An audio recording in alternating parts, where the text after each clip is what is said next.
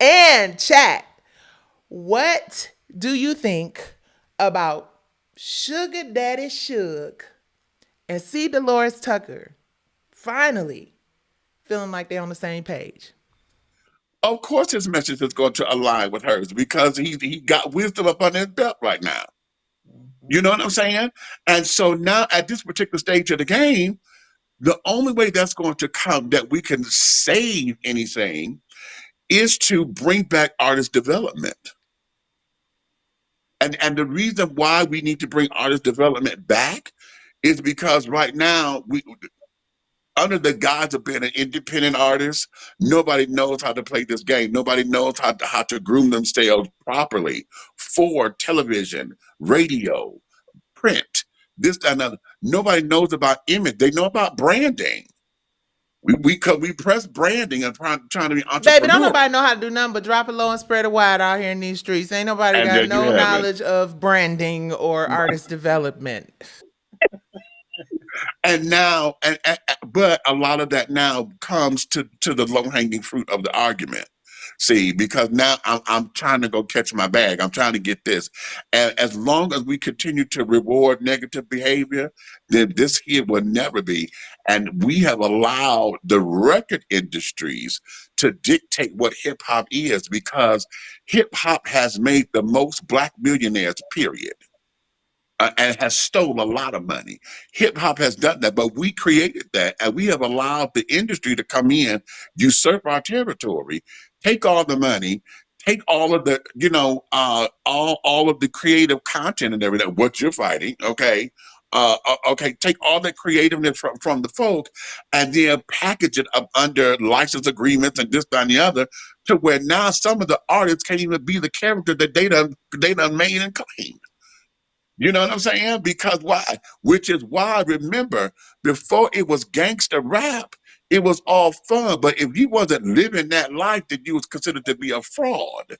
And so now, if you was faking the funk or being a fraud or whatever, you're not about that life, then you had no credibility. So then remember, because there's something I need to find this, where the music execs were talking about the direct prison to rap pipeline that they set up there said that how is it that we let that be a rite of passage for our young boys and some of our young girls will sit up there and go to jail because they on some street cred shit and they come out of jail with a rap contract because they would rap it in the joint and then you get a rap contract or with whatever. with What? teardrops down your eye, like I'm a Yeah, real one. right. You understand what You I'm know what I'm saying? saying? Yeah, this is So, real quick, let's get into some of the chat. Danica says Suge really thinks that Diddy should testify to save himself. The prosecution would eat him alive, and snitching won't eat. And snitching won't earn him any respect, just more heat, especially in prison. If it doesn't work. Wow. Bobby Penn says, I like him. And I think she's talking about you, Meech. EXO says, Suge wants Diddy to do what you suggested he do, Nicci. Right, I did say that. Throw himself at the mercy of the court. An acquittal is far fetched to me. I suspect he'll get convicted for some of the charges. Sean Combs would have to show up on that stand, not Diddy persona. And I don't see that happening. Wow, that's really powerful. And let me say this, because I agree with what both EXO and Danica said. But keep this in mind, guys. Keep this in mind. Let me tread a little lightly. Let me tinker a little lightly on this tightrope. Please hit the like button. Please hit the like button. So the people know this conversation is good. And then I want your opinion on this. But real quick, I think what Suge may be trying to say is that, because listen, I'm not even gonna hold you up. And Meet, you kind of touched on this a little bit. When you start talking about the prison pipeline in hip hop and in music and in entertainment, right? If we're honest about what's going on in this entertainment industry, black folks have had a really hard time in it since the beginning, right? I mean, Really. From the song Strange Fruit with Billie Holiday, when she saw the body swinging, to Ella Fitzgerald having to have Marilyn Monroe or one of the white actresses demand, or was it Dorothy Dandridge? One of them. You said it was who? You said it was who? Lauren? Dorothy It was Dandridge. Dorothy Dandridge. See, that's why she's here, It y'all. was Ella Encyclopedia. Fitzgerald too. Oh, it was Ella too? It was Ella too. Ella had she they would not let her play this one particular club. So Marilyn Monroe called down to the club and said, I would be in the front stage in the front every night that she's there. Uh and that's how Ella got to be able to play that particular joint. And that is what picked Ella's career up because the white folks came out. Yes. Okay, y'all, I'm telling you, it's just so much, so much, so much. Okay, I hate that. I hate that this show ain't 17 hours. But the point I'm making is, for years, black people have really caught hell in the entertainment industry. I mean, think about it. Come on, you guys. Bob Marley, Michael Jackson, Prince. Like everyone, I say it all the time. It's either drugs, addiction, suicide. You know what I'm saying? Well, I can't even say that on YouTube. Come on now, YouTube. We got to be able to have one serious channel. But Pipeline. If Suge is saying not, it doesn't sound to me like he's telling Diddy to speak up, like, this will really benefit you. This is how you'll get off if you just make people like you. And that's not what I'm saying either, right? I think he owes it to his children. I think he owes it to his oh, God bless Miss Combs. People can say what they want to say about how she was enabling this and that and the third, but that's his mama. And I think until you know for sure what you're talking about, you leave mamas out of the conversation. I can't even imagine what she's going through right now watching this happen with her son. But I think Suge is basically saying, we all know that it's a lot of crazy shit that has happened in this industry for many, many years.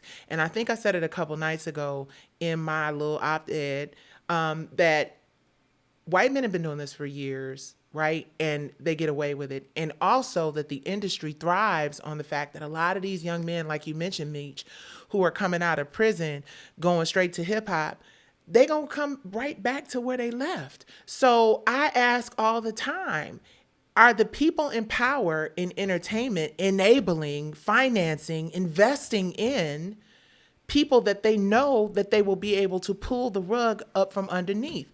And it's Suge Knight saying, not, hey, say this so that you can get off or whatever, but if anybody knows about the dirt at that level that isn't just about Diddy and just about Suge and just about Cosby, but other people at high levels who have been participating in this and who just keep getting off. And I think what he's saying is, lay on the sword and just let that shit out and say what it is.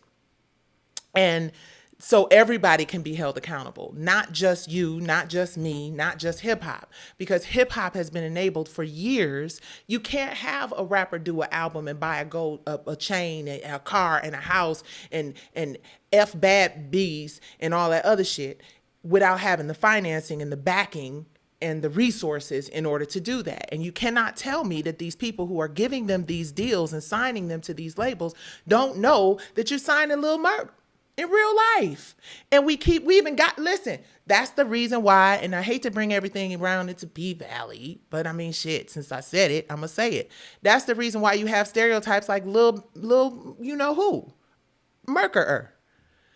And I've said a million times, people think that Katori Hall developed and wrote and cultivated and did all of this by herself. She did not.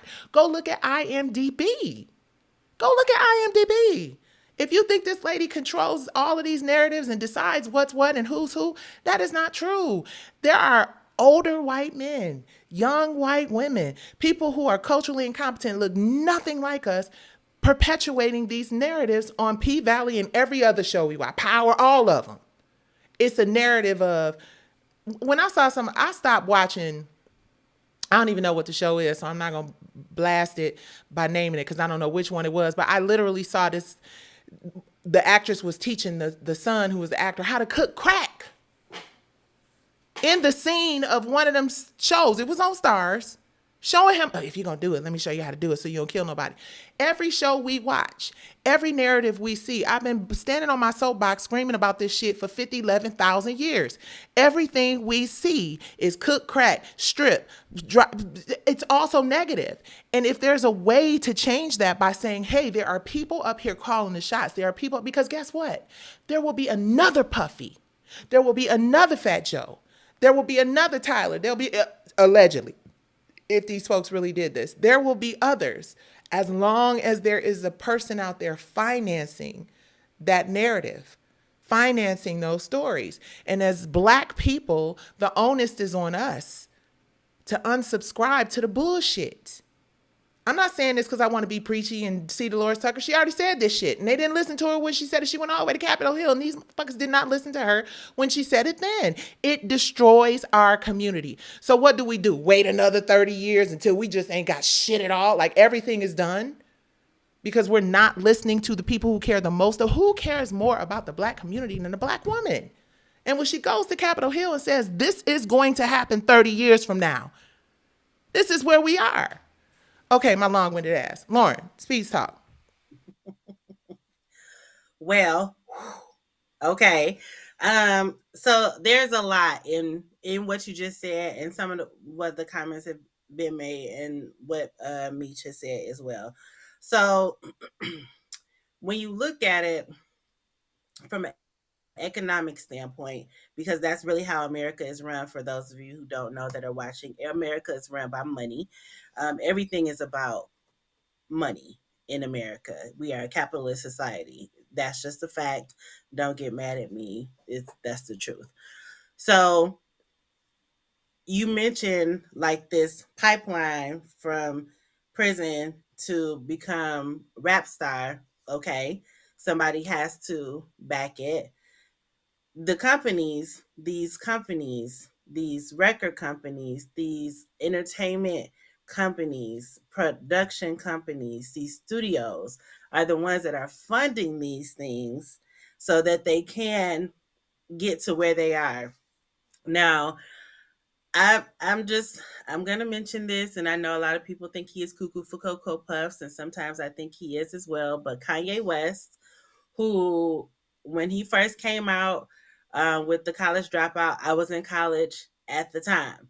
So on the College Dropout, Kanye West talks about, he had this money and he went to buy a gold chain before he did anything else. Like, you're not paying your bills, but you're going to buy a gold chain. It's in the stereotypes of this is what you have to do to be a valid MC in the game. When you have people like JayZ, who I absolutely love JayZ, don't get me wrong, but when you have people like JayZ who says in his song, you know, he did this because he ain't been rhyming like common sense. We all know who he's talking about, common sense. And he talks about Common and Talib Kweli in the same song. Common, if you listen to Common, if you listen to Talib Kweli, Mos Def, or sorry, he's not Mos Def now, but because he changed his name. But if you listen, those are conscious rappers. Black Thought from the Roots, conscious rapper. If you listen to that type of hip hop, you on some other type of shit. If you listen to people like JayZ, Jermaine Dupri, Busta Rhymes, they talking about money, they talking about women, they talking about traveling. Fat Joe is in that category too, and these younger kids that I don't listen to because I can't understand what they say half the time anyway. They not talking about anything in my personal opinion, and they just reusing hip hop beats from the 90s and the early 2000s and saying it's new, and then not recognizing like, hey, that's too short to beat. But I digress. When the people at the top with the money are putting the money in the pockets of the people that they choose, that's how you get people like Diddy. It was a choice. Granted, he came up through the system. He was started A&R and all of that when he first started in the industry with Andre Harrell, way back in the day at Uptown Records, for those of you all that don't know that bit of history. But that's how he started. So There may somebody have been some grooming. that could have been some I'm grooming. not saying Grooming, that it was, but I'm it saying could have been. It could have been. It could have been. We don't know because we weren't there. In the 90s, I was in elementary and middle school. I'm just saying, I was and born I in was the 80s. minding my business trying to impress Michael Jackson, so I wasn't at the Okay. parties. You know what I'm saying? I wasn't there. But grooming is a very real thing. And we've heard, people like Usher and what his mother has said about stuff that was happening. And she was just like, no, you're gonna come out of this situation. I'm not gonna have my child in this. Same thing with Justin Bieber. You know, all these years later, stuff has come out about what happened to him when he was younger. Everybody saw that he was talented and said, oh, this kid is going to be the next kid. He can sing, he can dance. We're going to make him hip hop. We're going to make him be that. They did the same thing with Justin Timberlake when he broke away from NSYNC. So the people with the money, that like Diddy, of course he has money, but he doesn't have as much money as they have. So people with more money say, okay, this is what we're going to do. We're going to pull these strings, and then we're going to put this person over here. We're going to put this person over here. We're going to put this person over here, this person here. Now go do the work. And then you got the people that's on that level, which would be like the level that Diddy's on, that's going out here and making all these deals and signing all these artists to these bogus deals. I mean, y'all saw the New Edition movie and how BBD was upset. Michael Bivins was upset about the deal that he signed because he didn't read his contract. Because we don't read the contracts. But We who? just Let me like let me say that's some bullshit. Because he was a kid. Children don't read contracts. I didn't read my shit. I was 23 years old. I was Michael Jackson. he was a kid. But in situations where you have your adult that's your advocate, when you're living in the hood and you in the projects and you trying to get out of that, you just gonna sign whatever it is because you know you're gonna make this amount of money that's gonna take you out of here. Mm-hmm. You don't look at long term. People don't know what in perpetuity means. Right. It's a lot. It's a lot of big words in the contract. Yeah. Right. So people don't know what Right. that is unless that's something that they have to deal with on a regular basis.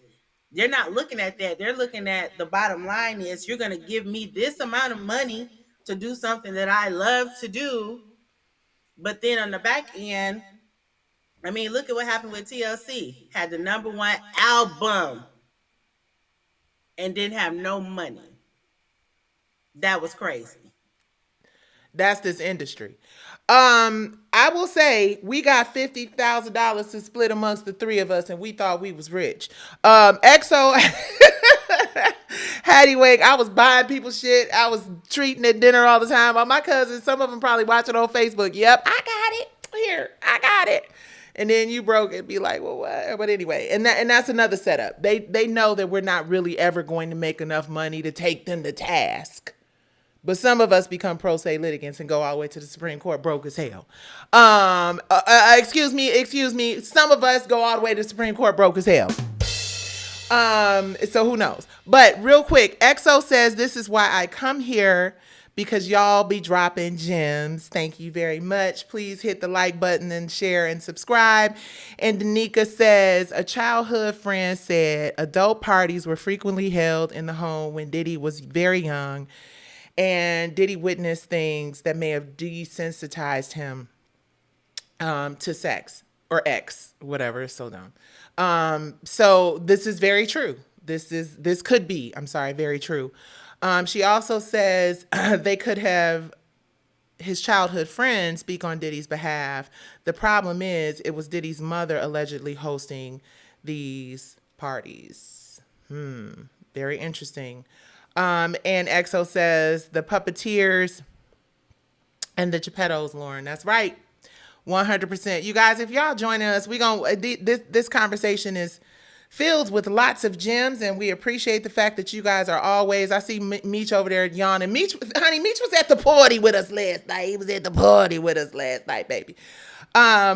So real quick, you guys, but as a person who's been in this industry for a long time and been standing on my soapbox with my fist in the air, calling for change, it's interesting because Harry Belafonte said he felt like it was too late. And I hate the concept of the idea of believing that it's too late for our community to change courses and for there to be healing and for there to be hope. But when you think about, I mean, some of the most wealthy, powerful, influential people in our community are now being accused of some really heinous shit. And it doesn't seem like, maybe they did, but it doesn't seem like they really came up with a plan to pass the baton down to other people who would understand it. I mean, people always had their kids, right? You know what I mean? So you always want to, succession, and you want to make sure your kids are able to do it. But, Diddy's kids aren't really old enough to really run his enterprise and really do it that way. They all seem very smart, and absolutely someday, one day they will. But this is one of the dangers of like not having, and I hate to seem like we're always like, yeah, because if you had a black woman, or if you had a woman, if you had a such, even if it was a gay man, just somebody in your corner that you treated as somewhat your equal, right? I always say about Tyler Perry, like, what other people, women in particular, because these men have a lot of men around them and a lot of women who agree to whatever the hell they want them to do. Part of the reason why black women are blocked a lot of times is because we're going to tell you exactly, most of us are going to tell you exactly what we feel and exactly what we thinking.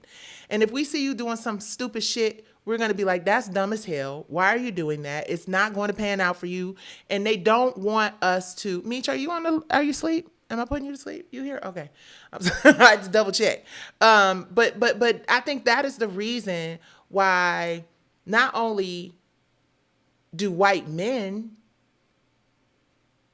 and our white male counterparts not elevate black women who really care. Not a yes person black woman, not a woman who's just geeked up to have a high 7-figure or 8-figure job riding around in her. Because I mean, I know that shit is hard to come by, but somebody who is actually going to say, so Mr. CEO, my boss of the network who should be treating me like a partner, I don't think we should do this project because these stereotypes and blah, blah, blah, blah, blah, blah, blah, blah, blah. And then when they say, no, but the numbers say, somebody who can say, I don't give a shit what the numbers say. We're not going to do this. If you do this, this is going to lead you down this road, and it's not going to be good. There's not one black woman, in my opinion, unless somebody can tell me, who is it, the Channing woman who is at, they get these diversity, equity, inclusion roles, but very few of them actually have the power to say, no, we're not going to do that. We're going to do this. And we're not going to do that not because I'm trying to be an angry black woman or control your shit. We're not going to do that because I know, like Delores Tucker knew 30 fucking years ago, that if you take the show in this direction, R&B divas, it's going to implode. Because I know our people. I know what our people do. I know what our people think. I know what our people won't. You do not, sir. And you are funding the destruction of our community.